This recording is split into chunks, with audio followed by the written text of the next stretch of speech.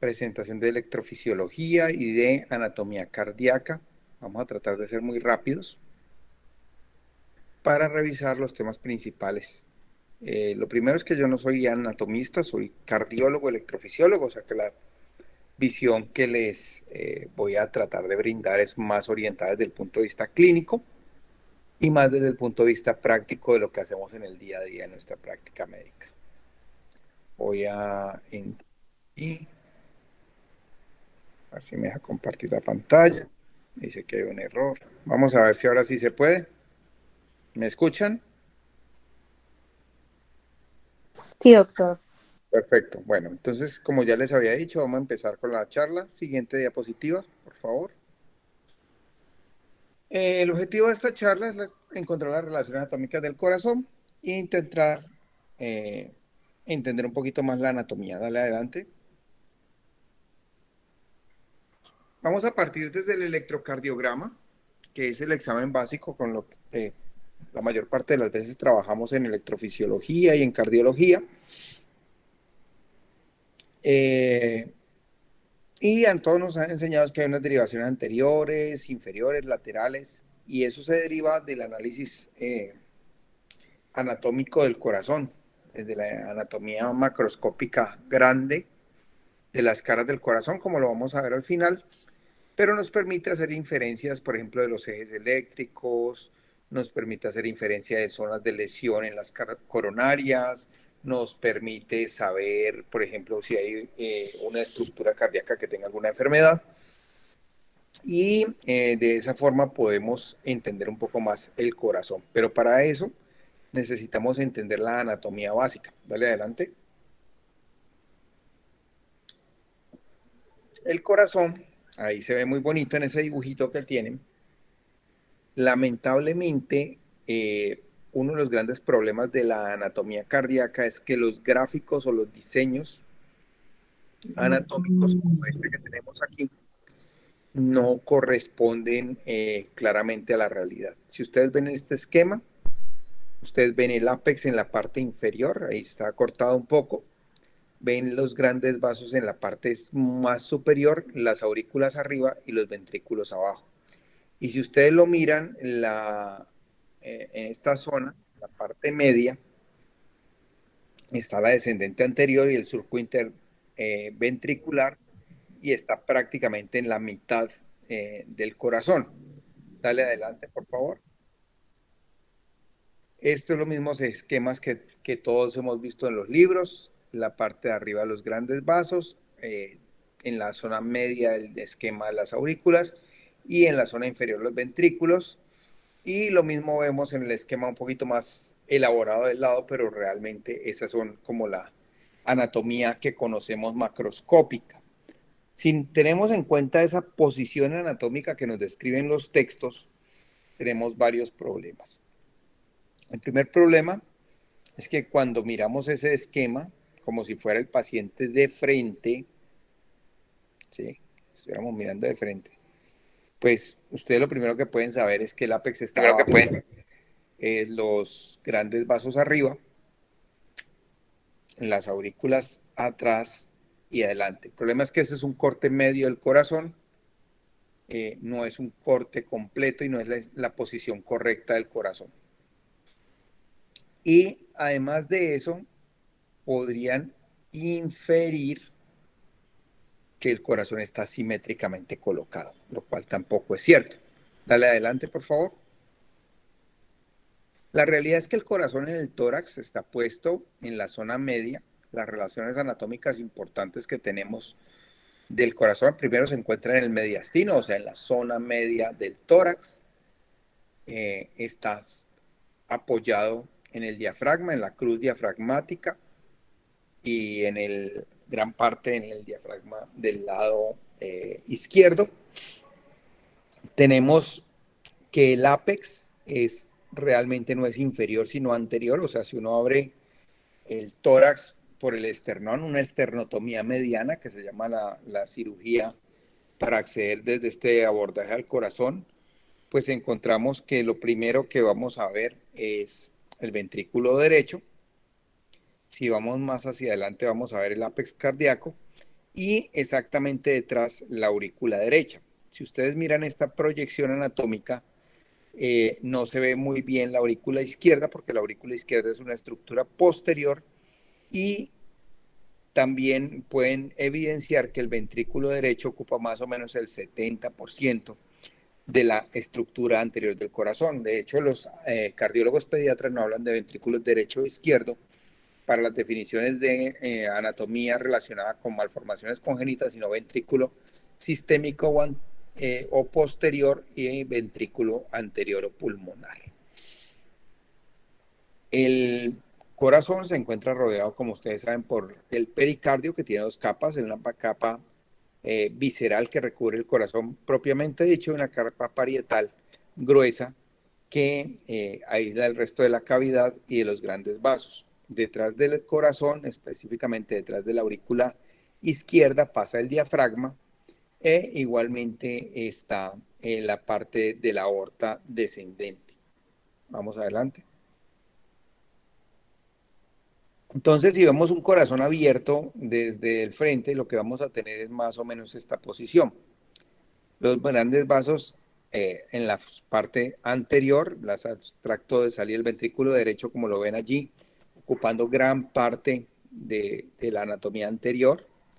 Allí se ve la arteria descendente anterior, en el surco interventricular se ve un pequeño segmento del ventrículo izquierdo, a la izquierda de la arteria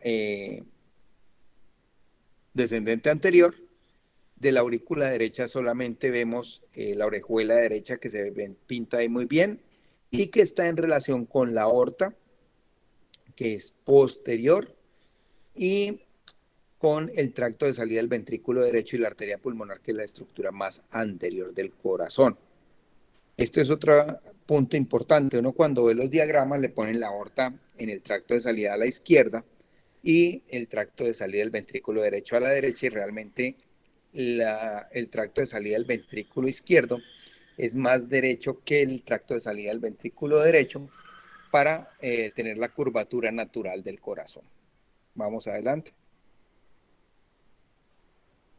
Cuando yo veo un corazón, entonces en una proyección anatómica, tengo que el ventrículo derecho es anterior, el ventrículo izquierdo ahí se ve posterior, esto es una imagen de TAC, la aurícula derecha está posterior al ventrículo, pero mucho más anterior que todo.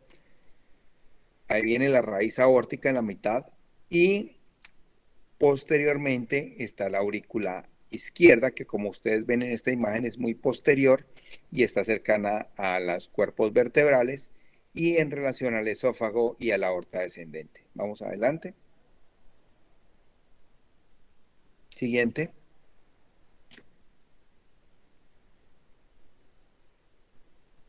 Esto es una visión posterior del corazón.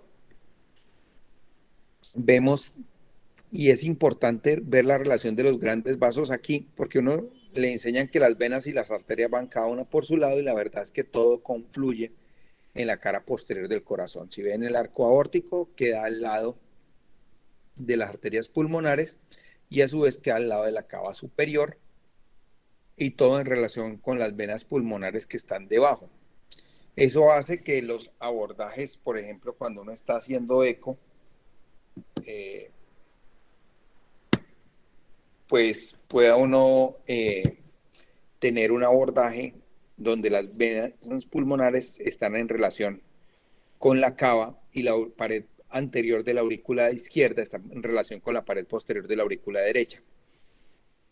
A su vez, la aorta está en relación con los surcos interauriculares y eso hace que uno pueda lesionarla en los abordajes transeptales. Vamos adelante.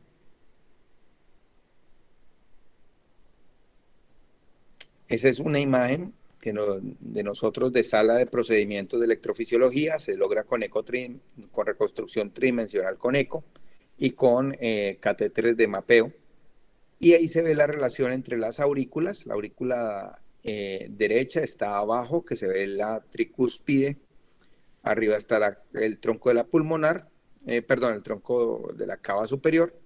la aurícula izquierda con las venas pulmonares atrás y allí se ve pintado el arco aórtico, en este caso severamente dilatado, que está comprimiendo la aurícula del lado derecho. Como se nota ahí, ahí se ven las tres cúspides aórticas pintadas de color verde. Y se ve aplastada la entrada del arco de la tricúspide.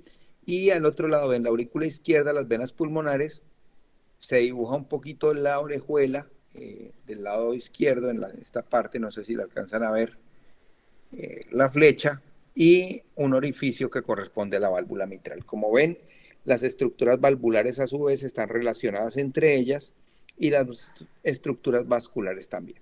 Vamos adelante.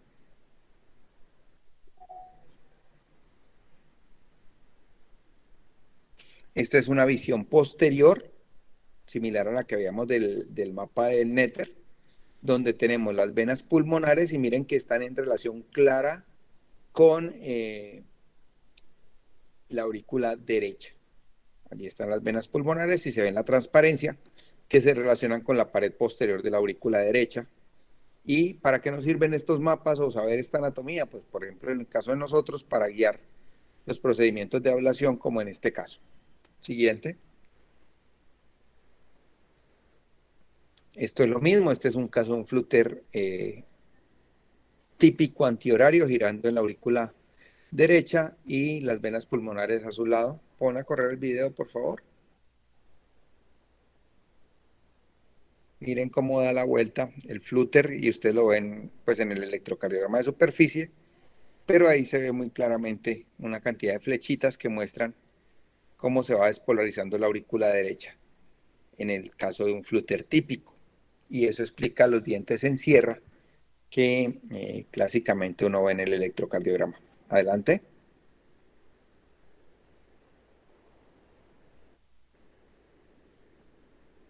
Siguiente.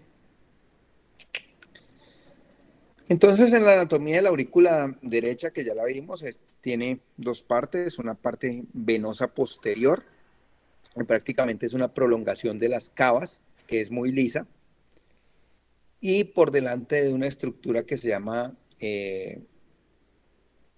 la crista terminalis, se encuentra la parte muscular de la aurícula derecha.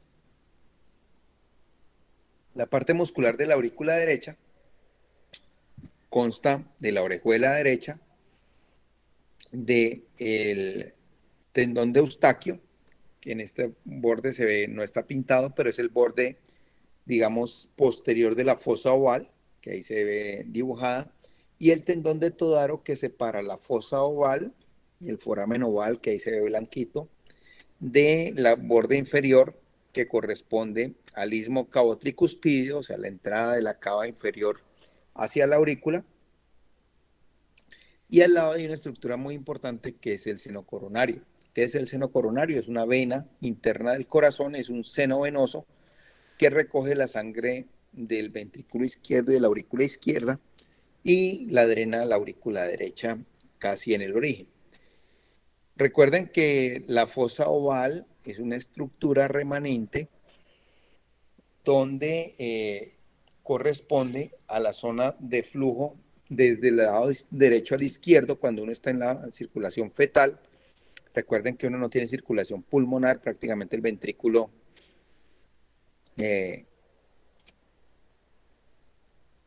derecho está funcionando, devuélvete un poquito, y esa estructura, la sangre oxigenada que viene desde la placenta pasa por las cavas y pasa la fosa oval a la aurícula derecha, izquierda, y de la aurícula izquierda al ventrículo izquierdo. Y recuerden que la circulación pulmonar prácticamente es inexistente hasta que uno nace y se comienza a hacer la oxigenación a través del pulmón.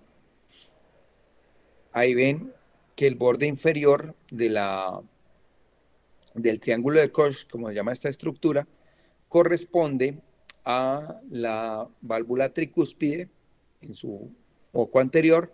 Y si ustedes ven el borde donde está la estrellita, corresponde, que es el borde superior, corresponde al nodo AB. Entonces, esta estructura es muy importante para definir la zona de arritmias de la aurícula derecha. Vamos adelante.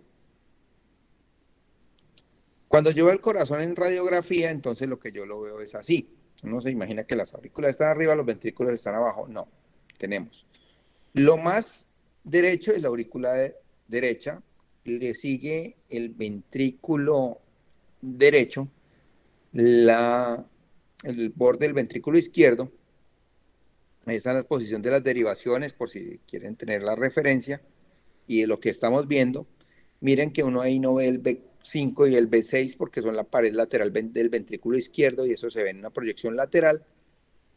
Las vasos arriba y prácticamente uno no ve la aurícula izquierda en esa proyección. 2, 3 y ABF, siempre recuerden, lo miran a uno desde el borde inferior del corazón. Siguiente diapositiva. Siguiente. Siguiente. Allí están los ejes eléctricos. Y miren las derivaciones B5, B6, lo ven a uno desde la pared más lateral del corazón. B1 lo ve del lado derecho. B2, B3 prácticamente ven la pared anterior y ahí vienen las derivaciones y las definiciones que uno hace. B1 y B2 son la zona septal alta, B3, B4 son anteriores, B5, B6 laterales. Siguiente. Cuando yo veo el corazón de lado, desde el lado izquierdo, como si yo cortara todo, entonces, ¿qué veo? Veo las venas pulmonares arriba, en esta zona. Veo la pared lateral del ventrículo, que la veo con D1, B5, B6. Veo el aspecto del diafragma en el borde superior y atrás veo el esófago y la aorta, además de todos los ganglios autonómicos y los nódulos. Dale adelante. Esta imagen me gusta mucho a mí. Si ustedes la ven, está completamente al revés, pero esa es la posición natural si uno viera el corazón desde abajo. Entonces, lo derecho a lo derecho, la izquierda a la izquierda, las aurículas atrás, como lo ven ahí, las venas pulmonares es lo más posterior que uno tiene, y la parte posterior del surco, que lo determina la arteria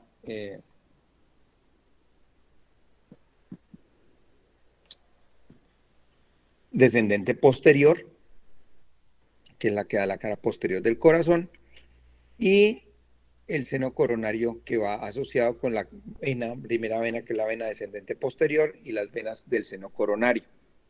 Esta es una vista como si la estuviéramos viendo desde el abdomen. Entonces está completamente al revés porque en los libros, si ustedes la ven, se la van a poner desde el otro lado y entonces lo derecho queda a la izquierda y lo izquierdo queda a la derecha y uno se pierde un poquito más en las imágenes. Lo mismo que pasa con el TAC. Siempre recuerden que el ventrículo que está adelante es el derecho, porque generalmente en la proyección que te ponen en TAC o en resonancia o en los libros están las posiciones al revés y al principio es muy fácil perderse. Dale adelante.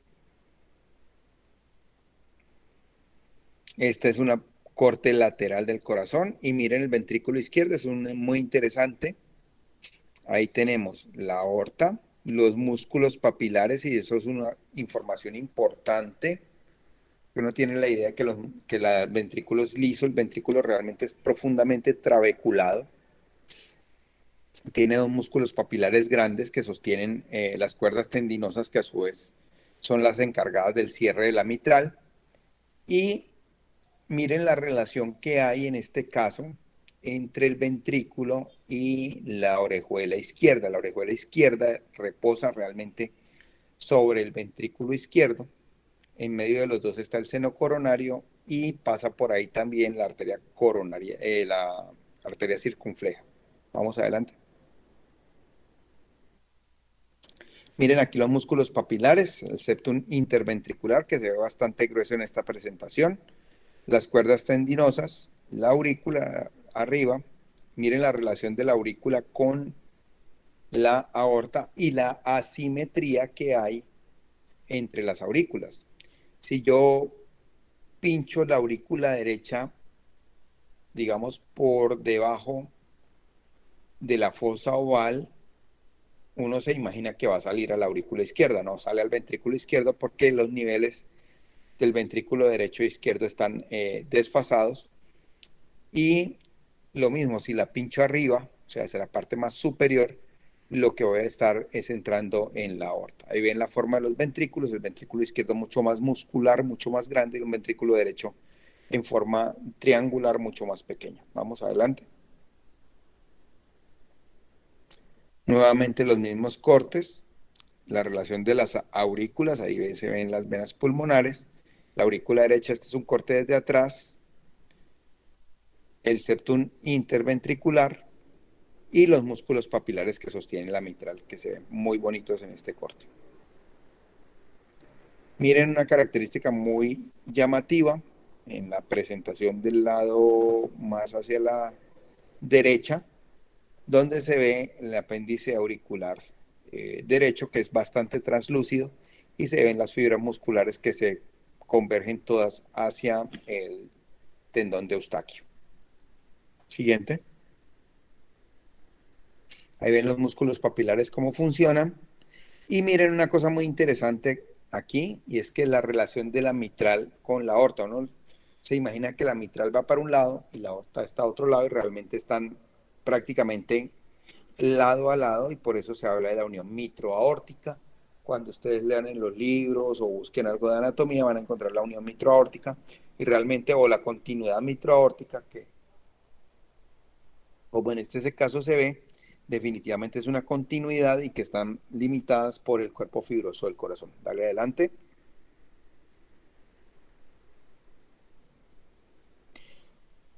Este es el ventrículo derecho. Como ya les dije, es muy anterior. Aquí se ven, en el ventrículo derecho hay varias estructuras interesantes. Están las cuerdas tendinosas que sostienen la tricúspide. Está una estructura que se llama la banda moderadora, que va de la base del papilar medial o septal al papilar lateral, que hace fuerza para sostener los músculos. Y por encima de la banda septomarginal, que es acá arriba en el borde, se encuentra la fosa supraventricular y el tracto de salida del ventrículo derecho. El tracto de salida del ventrículo derecho hasta la pulmonar es una estructura muy lisa, a diferencia del tercio inferior, digamos, de los dos tercios inferiores por debajo de la trabécula septomarginal, donde es más rugoso y trabeculado, similar al izquierdo, aunque con menos fuerza. Y miren la relación de esas estructuras con la aurícula derecha y la crista terminalis. Vamos adelante. Allí se ve un poco mejor. Miren la trabécula septomarginal, los músculos papilares, la banda moderadora abajo que une los dos músculos, y la fosa supraventricular, la cresta supraventricular, y de allí sigue la continuidad hacia el tracto de salida. Y lo mismo que pasa en el lado izquierdo, al lado derecho, de la tricúspide a la pulmonar, hay un segmento, pero están realmente muy cercanas y muy conectadas. En esa zona de la trabécula septomarginal, y por encima de la tricúspide, en la parte anterior, está la aorta, y ahí en la aorta, en la unión, está el sistema de conducción y el GIS. Siguiente. ¿Por qué es importante esto? Porque cuando vemos el corazón en proyecciones, por ejemplo en el electro, pues es como ver un multicámaras. Entonces, ¿yo qué quiero saber? ¿De dónde viene el impulso y cómo lo puedo evaluar? Muy sencillo. Es un análisis vectorial que se acerca, que se aleja, sabiendo dónde están las cámaras. Entonces, ¿dónde tengo mis cámaras de análisis?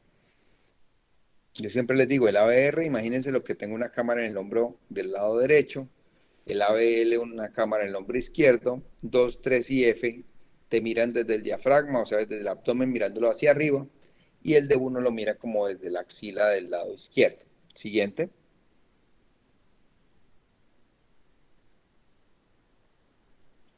Y eso, junto con las velocidades de conducción, es lo que determina en el electro si es positivo o si es negativo, y el ancho del QRS. El ancho de cada una de las ondas depende de la velocidad de conducción específica de los tejidos, y el sentido de positivo o negativo depende si se acerca o se aleja a mi proof o a mi cámara donde lo estoy mirando.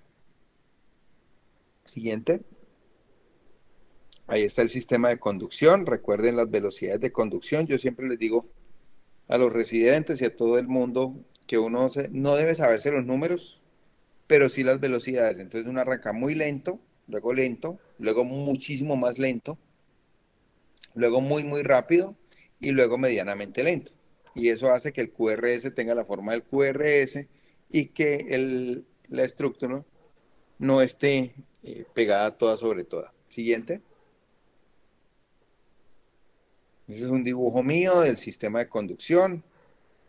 Importante saber que la aurícula derecha e izquierda están separadas eléctricamente, prácticamente toda la estructura, excepto por una estructura grande posterior que las conecta, que es las de Bachmann, y algunas fibras a través del seno coronario. Y pasa lo mismo entre las aurículas y los ventrículos, que están aislados por el cuerpo fibroso del corazón. Cuando uno no tiene el aislamiento del cuerpo fibroso del corazón, hay fibras que comunican las aurículas y los ventrículos, eso se llaman vías accesorias, y son las que determinan el Wolff-Parkinson-White, por ejemplo, u otras vías accesorias que existen menos frecuentes. Y ahí está el sistema de conducción y los hallazgos de cada uno. Vamos adelante.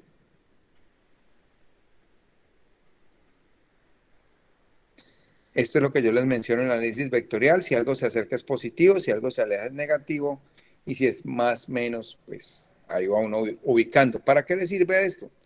Probablemente en el día a día del médico general, del internista, del cardiólogo, no tiene mucha utilidad, excepto para algunas cosas de predicción de riesgo. Por ejemplo, las extrasístoles que se originan en el tracto de salida del ventrículo derecho en general son benignas, de personas jóvenes, se quitan durante el ejercicio, tienen un perfil de seguridad muy alto y en general son muy benignas y no hay que hacerles nada. Mientras que una extrasístole originada, por ejemplo, en una cicatriz de un infarto anterior, probablemente se pueda asociar a algún riesgo de muerte súbita. Siguiente. Este es el eje eléctrico, que a uno se lo enseñan y nunca le explican para qué sirve. Realmente el eje eléctrico tiene bastante utilidad para la localización, en el caso de nosotros, y para saber si el corazón tiene algún crecimiento o una estructura anormal. Primero hay que saber que el eje eléctrico del corazón varía dependiendo de la edad. Cuando uno nace, el eje eléctrico, como el ventrículo eh, derecho es predominante frente al izquierdo, entonces el eje es más derecho que izquierdo, no tiene el eje desviado a la derecha. Cuando uno ya está grande, el ventrículo predominante es izquierdo, entonces el eje se va desplazando hacia la izquierda y a partir del primer año de vida el eje es izquierdo. Eso es importante saberlo. Lo segundo, la medición exacta generalmente no es indispensable, pero es importante saber si uno está en el eje natural, que es entre 0 y 90. Entonces, si uno está entre 0 y 90, algunos autores hablan hasta de menos 30, pues uno no se preocupa. Si uno tiene un eje muy desviado a la izquierda, entonces debe pensar que tiene bloqueada o en forma total o parcial la rama izquierda. Y si uno tiene un eje desviado muy a la derecha, debe pensar que hay cosas que le están sobrecargando el ventrículo derecho y le están desviando el eje. Por ejemplo, una hipertensión pulmonar severa. Siguiente.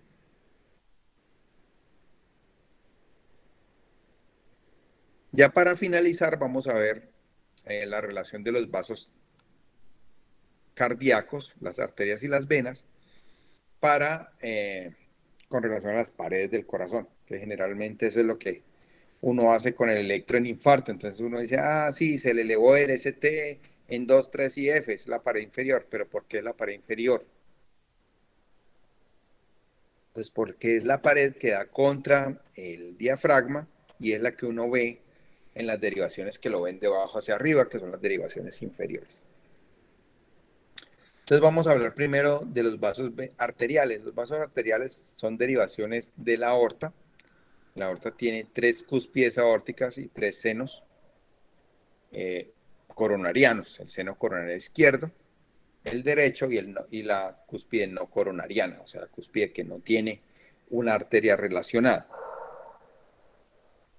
Del ostium izquierdo, del seno coronario izquierdo, se deriva lo que se llama el tronco coronario izquierdo, que generalmente es muy corto, y del tronco coronario izquierdo rápidamente nacen dos arterias, la descendente anterior que va por el surco anterior, surco interventricular anterior, y lo determina, y al lado va por la gran vena cardíaca, y la arteria circunfleja que se abre en varias obtusas marginales que van paralelas al seno coronario.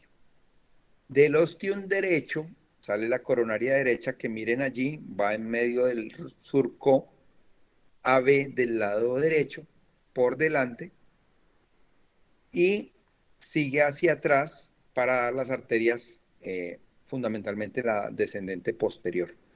La descendente posterior es la que determina la dominancia derecha o izquierda del corazón, porque es el que da la irrigación del ventrículo derecho y de toda la pared posterior del corazón.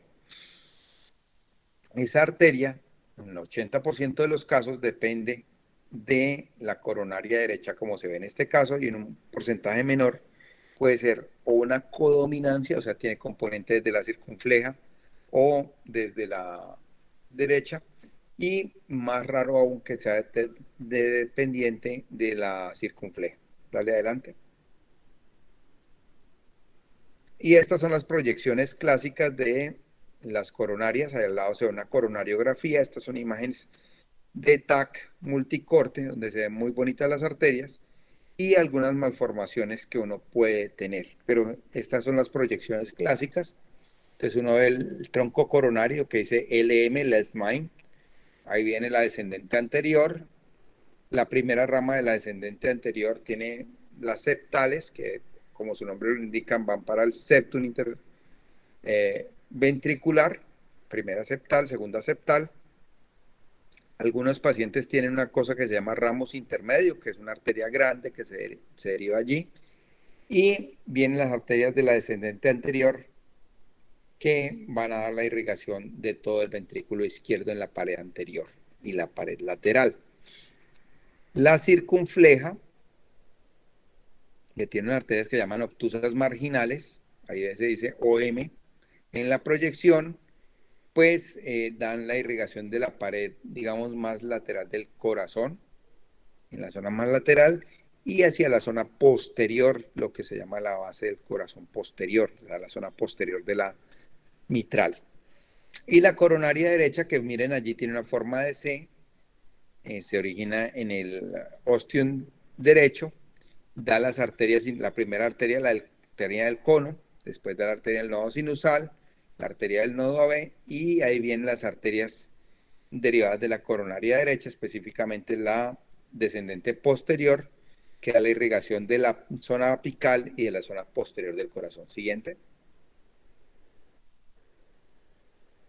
Entonces miren allí están las irrigaciones de las coronarias, las caras del corazón, que yo estoy viendo con cada derivación,